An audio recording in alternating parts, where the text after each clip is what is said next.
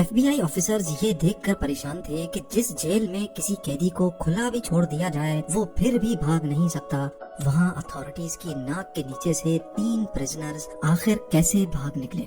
सबसे हैरानी की बात तो ये थी कि अगले 10 घंटों तक जेल अथॉरिटीज को कैसे उनके भागने की जरा बराबर भी भनक ना पड़ सकी। न सिर्फ FBI बल्कि US की 3 टॉप लेवल एजेंसीज भी इस केस को सुलझाने में एड़ी चोटी की जोर लगा चुकी थी। हम बात कर रहे हैं एक ऐसे जेल ब्रेक की जो पिछले 60 सालों से सिर्फ उलझा हुआ ही नहीं बल्कि दुनिया के लिए अब एक मिस्ट्री भी बन चुका है। पैसिफिक ओशन में मौजूद ये छोटा आइलैंड है तो सिर्फ 22 एकड़ पर फैला हुआ, लेकिन यहाँ दुनिया के खतरनाक मुजरिमों को रखा जाता था। अल्काट्राज के नाम से फेमस ये आइलैंड समंदर में ही एक बहुत बड़े पत्थर पर बना हुआ है। इसी वजह से इसको दी रॉक भी कहा जाता है। एक तो ये आइलैंड दूर दूर तक ओशन से घिरा हुआ है, दूसरा एक्स्ट्रा प्रोटेक्शन के लिए इसके गिर्द 15 फुट ऊंची फेंस भी खड़ी की गई है।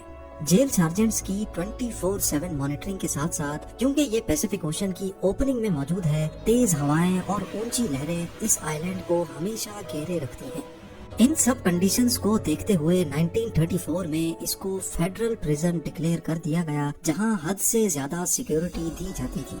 इन शॉर्ट, यहाँ अगर कोई एक बार आ गया तो खुद से निकलना किसी भी सूरत मुमकिन नहीं था।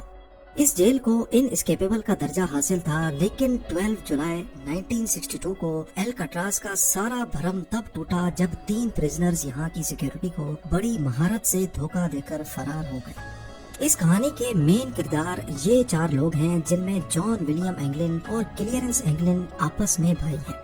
इनको एक बैंक रॉबरी के केस में यहाँ रखा गया था। उसके बाद ये है फ्रैंक मॉरिस, जो 13 सालों की एज से ही ऑन एंड ऑफ जेल की शक्ल देखता रहा है। इसको भी अल्काट्राज में बैंक रॉबरी की वजह से रखा गया था। आखिर में ये है एलन वेस्ट, जो पहले भी कई बार दूसरे जेलों से भागने की कोशिश कर चुका है। इसी वजह से इसको मैक्सिमम सिक्योरिटी के लिए अल्काट्राज में रखा गया। एलन वेस्ट इस जेल में काफी अरसे से है, इसी वजह से इसको जेल के कंपाउंड के बारे में दूसरों से ज्यादा मालूम है। अल्काट्राज से भागने का आइडिया सबसे पहले 1960 में एलन वेस्ट ने ही अपने इन साथियों को बताया था।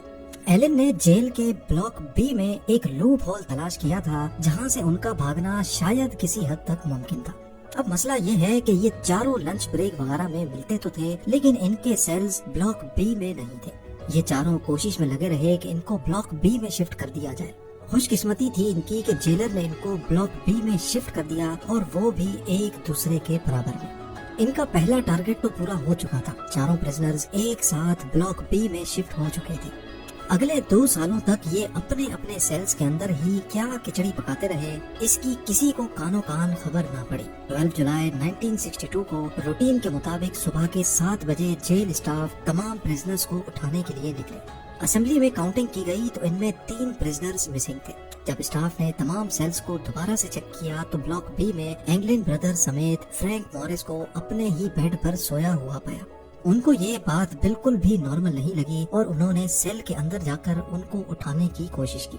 इसी दौरान वो क्या देखते हैं कि तीनों सेल्स के बेड पे सिर्फ डमी हेड्स पड़े हुए थे। जी हाँ, वो तीनों भाग चुके थे और उन्होंने सोप, प्लास्टर और कंक्रीट के मिक्सचर से बना ये डमी हेड रख दिया था। इनमें से एक हाथ लगने की वजह से जमीन पर गिरकर टूट भी गया, जिसको इस फोटो में भी देखा जा सकता है। ये मंजर देखकर पूरे जेल स्टाफ के होश खता हो चुके थे।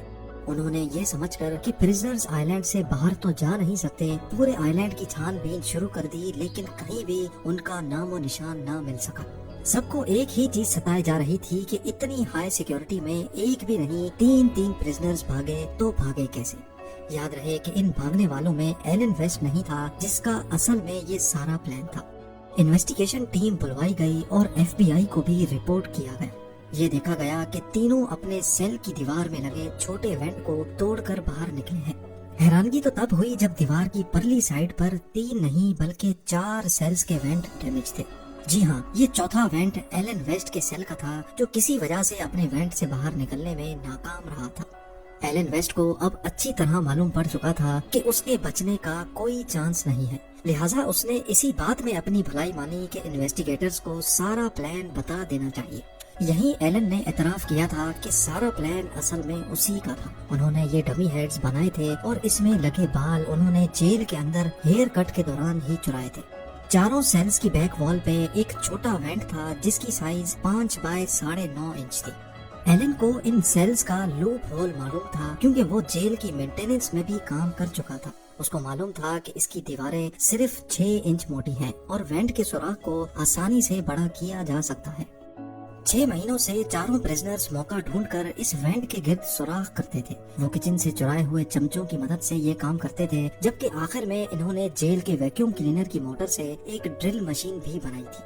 वो इस खुदाई को सीक्रेट रखने के लिए इसके आगे अपने म्यूजिकल इंस्ट्रूमेंट या फिर कोई सामान रख देते थे। ये सारा काम खास तौर पर म्यूजिकल आवर के दौरान किया जाता था, जब जेल ब्लॉक में काफी शोर शराबा होता है। वेंट एक कॉरिडोर में निकलता था जहाँ कोई सिक्योरिटी नहीं थी। यहाँ से एक ड्रेन पाइप सीधा ब्लॉक की छत पर जाता है, जहाँ वो अक्सर मेंटेनेंस के लिए काम करते थे। अल्काट्राज में प्रिजनर्स को बिजी रखने के लिए उनसे मेंटेनेंस का काम करवाया जाता था। ये चारों प्रिजनर्स भी मेंटेनेंस करने छत पे जाया करते थे और इस बहाने वो अपने भागने के प्लान के लिए हर छोटी से छोटी चीज का जायजा भी लेते थे। छत से वो एक और पाइप को यूज करके नीचे उतरे और फिर आइलैंड की 15 फुट बड़ी फेंस को टॉप कर भाग निकले। उन्होंने अपनी सारी तैयारी पूरी कर रखी थी। रबर रेनकोट्स को जोड़कर अपने लिए एक इन्फ्लेटेबल राफ्ट भी पहले से ही बना रखी थी। ये रेनकोट्स जेल एडमिनिस्ट्रेशन की तरफ से ही दिए जाते थे, जो वो बहाने बहाने से इकट्ठे करते जा रहे थे। इसके अलावा रेनकोट से ही उन्होंने अपने लिए लाइफ जैकेट की तरह कोई चीज भी बनाई थी, जो कि राफ्ट के काम ना करने पर उनको पानी में डूबने से बचाएगी। पर एफबीआई के लिए असल सवाल अभी तक यही था कि भागने वाले प्रिजनर्स अब कहाँ हैं। उनके चौथे साथी एलन वेस्ट ने बताया कि प्लान के हिसाब से इनको सबसे पहले अल्काट्राज के नॉर्थ में एंजल आइलैंड से गुजरकर मेन लैंड में उतरना था, जहां सिक्योरिटी न होने के बराबर होती है। वहां से इनको एक गाड़ी और कुछ कपड़े चुराने थे। अल्काट्राज के गिर्द सारे मेन लैंड्स पर छानबीन की गई, लेकिन कहीं से भी चोरी या रॉबरी की कोई रिपोर्ट नहीं मिली। इम्पॉसिबल सिक्योरिटी को चकमा देकर भागने वाले प्रिजनर्स को समंदर निकल गया, या फिर एलन वेस्ट की कहानी भी एफबीआई को चकमा देने के लिए बनाई गई थी। उन तीनों का कहीं कोई नामो निशान नहीं मिल रहा था। ब्लॉक बी की छत पे मौजूद फुटप्रिंट्स, जहां ये सारी चीजें बनाई गई थी, वो सीक्रेट वर्कशॉप और जिस पाइप पर लटक कर वो नीचे उतरे थे, उस पर पैरों के निशान देखकर ये तो वेरीफाई हो गया कि एलन वेस्ट की कहानी झूठी नहीं है। अब एफबीआई के साथ साथ coast guards, bureau of prison और यूएस मार्शल सर्विस को भी इस केस में शामिल करके समंदर में प्रिजनर्स को ढूंढना शुरू कर दिया गया, पर उनको कहीं भी ना प्रिजनर्स मिले और ना ही कोई राफ्ट या फिर लाइफ जैकेट। ये पुलिस केस से हटकर अब एक मिस्ट्री केस बनने जा रहा था। अगले 4 दिनों में कोस्ट गार्ड्स को तैरता हुआ लकड़ी से बना एक पैडल मिला, जो कि माना जाता है कि उस राफ्ट का ही पार्ट है। उसके बाद रेन कोट से बने 2 बैग्स भी मिले, जिसमें प्रिजनर्स का पर्सनल सामान जैसा कि फैमिली फोटो और लेटर्स वगैरह मौजूद थे।